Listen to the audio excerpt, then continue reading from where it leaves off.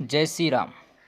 आपने बहुत सारी ऐसी वीडियो देखी होंगी जिसमें बताया गया है कि हनुमान चालीसा पढ़ने से ये सिद्धि हो जाती है, वैसी सिद्धि हो जाती है, इतने दिन पाठ करने से सिद्धि हो जाती है। लेकिन मैं इन सब चीज़ों को नहीं मानता हूँ। क्यों नहीं मानता हूँ? क्योंकि जब तक कि हनुमान जी की कृपा नहीं होती है तब तक के कुछ भी नहीं होता है। इस बात को अगर आप जान लेंगे तो आपकी जो समस्याएं हैं वो धीरे धीरे ख़त्म होना चालू हो जाती हैं और आपको सफलता मिलना चालू हो जाती है। वही बात हम करने वाले हैं इस वीडियो में। सबसे पहले हम आपको वो चीज़ें बताने वाले हैं जो हनुमान चालीसा पढ़ते हैं या फिर हनुमान जी के मंदिर जाते हैं तो उनके साथ ऐसी 5 चीज़ें ज़रूर होती होंगी। अगर होती हैं तो आप समझ लें कि हनुमान जी की कृपा आपके ऊपर विशेष है। जी हाँ, तो चलिए हम आपको वो 5 चीज़ें हम आपको बता देते हैं और आपको ये भी बताएंगे कि आपको कौन सी चीज़ें नहीं करनी है और कौन सी चीज़ें करने से आपके ऊपर हनुमान जी की विशेष कृपा बनी रहती है। तो चलिए हम शुरू कर देते हैं और आपको हम बता देते हैं। जय श्री राम। जी हाँ, पहली चीज़ है स्वप्न में बंदर आपको देख रहे हैं और बंदरों से आपका बड़ा स्नेह है, उनसे आप घुल मिल रहे हैं तो समझ लें कि आपके ऊपर हनुमान जी की कृपा हो चुकी है।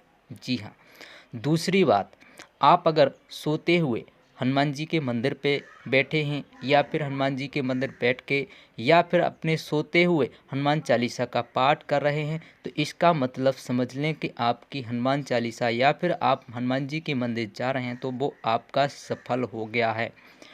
तीसरी बात है जो कि बहुत ही महत्वपूर्ण है, आपकी जो कार है अगर उनमें कोई रुकावट आ रही है और आपको पता है कि इसमें हमारी रुकावट आ रही है और आपने हनुमान जी को सुमर लिया कि हे हनुमान जी हमारा यह काम सही से हो जाए, इसमें कोई रुकावट ना आए, तो आपका अगर वो काम हो जाता है तो समझ लें कि आपके ऊपर हनुमान जी की कृपा हो चुकी है और इसमें कोई भी निस्संदेह अविश्वसनीय कोई बात ही नहीं है।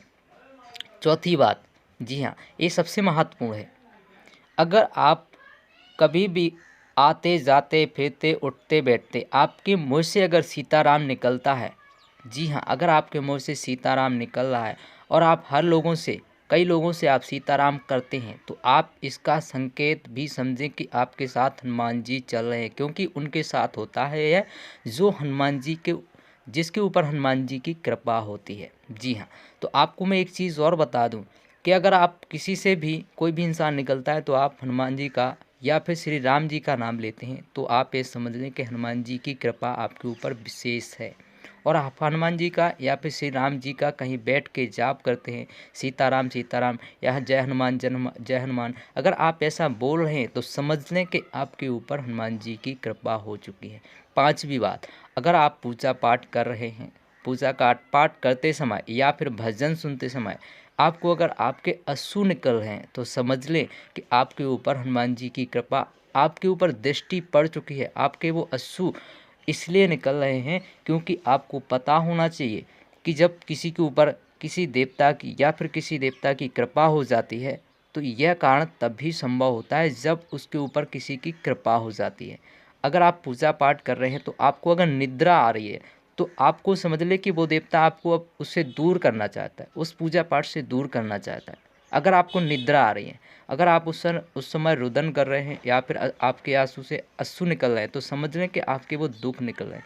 लेकिन ऐसा नहीं होना चाहिए कि अगर आप पूजा कर रहे हैं आपको निद्रा आ रही है, यानी सोना का समय नहीं है फिर भी आपको नींद आ रही है, तो उस समय आप पूजा बिल्कुल भी ना करें, क्योंकि उस समय देवता आपको बोल रहा है कि आप पूजा ना करें, इसका आपको कोई भी फल नहीं मिलेगा। बहुत सारे लोग बोलते हैं कि अगर निद्रा आ रही है तो वो अच्छी होती है, क्योंकि श्री राम जी ने निद्रा महारानी से कहा था जिस इंसान को भी निद्रा आएगी तो उसको पूजा का फल नहीं मिलेगा, उस पर आप अपनी छवि डाल सकती हैं। ऐसे लोग बहुत सारे होते हैं जो कि भागवत सुनने जाते हैं, गीता सुनने जाते हैं या फिर कोई ऐसा भजन कीर्तन जहाँ होता है पूजा पाठ करने जाते हैं, उनको निद्रा आती है तो उसके ऊपर निद्रा रानी अपनी छवि डाल देती हैं जिसकी वजह से उसे उस पूजा का फल नहीं मिल पाता है। तो इतना आपको विशेष ध्यान देना है कि उस समय आपको पूजा नहीं करनी। अगर आपको पूजा करनी पड़े तो आपको एक काम करना होगा, थोड़ी देर के लिए या तो हनुमान जी का नाम जाप करें या फिर आप जिस देवी देवता को मानते हैं उसका नाम जाप करें। अगर आप ऐसा करेंगे थोड़ी देर के लिए तो आपकी निद्रा चली जाएगी और फिर आप उस पूजा को करेंगे तो आपको ज़रूर फल मिलेगा, इसकी मैं गारंटी देता हूँ। लेकिन अगर निद्रा आ रही है और आप पूजा करते जा रहे हैं तो इसका आपको कोई फल नहीं मिलता है। एक बात ध्यान रखना। अब विशेष बात जो मैं आपको बताने वाला हूँ, उस बात को आपने अगर ध्यान में रख लिया तो आपको कभी भी हनुमान जी आपसे रुष्ट नहीं होंगे और आपको कभी भी परेशान नहीं करेंगे। वैसे तो हनुमान जी किसी को परेशान नहीं करते हैं, उनकी विशेष कृपा रहती है अपने भक्तों पे। तो मैं आपको वो चीज़ें बता देता हूँ कि वो कौन सी बातें हैं। पहले नंबर 1, झूठ नहीं बोलना है।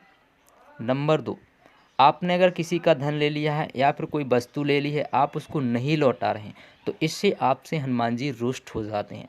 तीसरी बात, किसी के साथ गलत नहीं करना है, किसी के बारे में गलत नहीं सोचना है। अगर आप गलत सोचते हैं तो उसके साथ तो गलत हो ही जाएगा, क्योंकि आपके ऊपर हनुमान जी की कृपा है। वो जैसा आप सोचेंगे, क्योंकि प्रकृति आपको वही देती है जो आप सोचते हैं। अगर आपने गलत सोचा है तो गलत मिलेगा, अच्छा सोचा है तो अच्छा मिलेगा। इसलिए ध्यान रखें, किसी के बारे में गलत ना सोचें, अब खुद अपने बारे में भी ना सोचें, क्योंकि आप अपने बारे में सोचेंगे तो आपके साथ होगा, दूसरे के बारे में सोचेंगे तो दूसरे के साथ, क्योंकि जो जैसा करता है उसको वैसा ही फल मिलता है। इसलिए विशेष ध्यान दें कि आपको एक बात ध्यान रखनी है कि कभी भी किसी के साथ गलत नहीं सोचना है, किसी के साथ गलत नहीं करना है। किसी की अगर वस्तु ले ली है तो स्वतः ही उसे लौटा देना है। किसी से धन ले लिया है तो उसका वापस कर देना है। जैसे कि पैसे किसी से ले लिए हैं, कुछ लोग ऐसा सोचते हैं कि हमें पैसा नहीं देना पड़ेगा।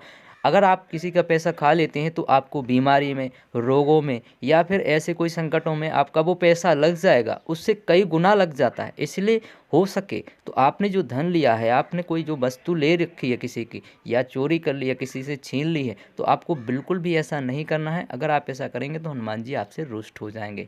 अब मैं आपको वो नियम बताने वाला हूँ जिसकी आपके लिए बहुत महत्वपूर्ण है। जी हाँ, वो सबसे बड़ा महत्वपूर्ण एक नियम ये है कि आपको लहसुन प्याज का विशेष ध्यान देना है कि आपको सोमवार के दिन और बुधवार के दिन, इससे एक दिन का गैप दे के देना है कि आपको लहसुन प्याज नहीं खाना है। मंगलवार को तो खाना ही नहीं है।